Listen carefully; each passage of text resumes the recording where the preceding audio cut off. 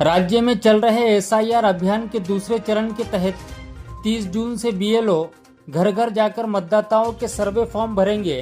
उप विभागीय अधिकारी प्रतीक्षा भुते ने पत्रकार परिषद में जानकारी देते हुए नागरिकों से इस अभियान में सहयोग करने की अपील की।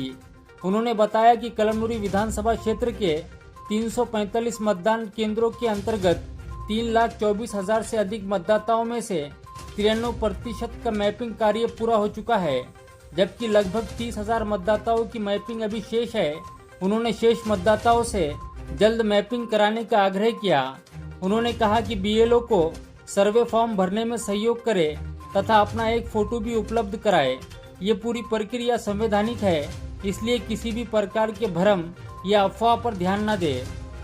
आज रोजी आपल्याकडे एसआयआर सुरू होत आहे संपूर्ण महाराष्ट्र राज्यामध्ये। तर त्याच्या संबंधित आजची पत्रकार परिषद आपण आयोजित केली होती।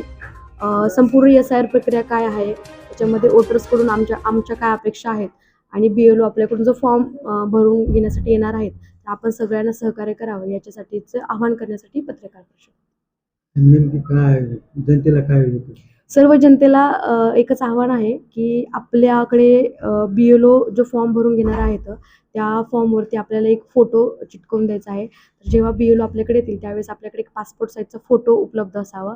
तसेच आपले 2002च्या यादीतले डिटेल्स किंवा जर आपण 2002च्या नंतर आलेला असेल तर आपल्या प्रोजनीचे डिटेल्स आपल्याकडे तयार असावेत आणि हा इनॉमिनेशन फॉर्म आपण भरून आमच्या बीएलओकडे आपल्याला जमा करायचा आहे।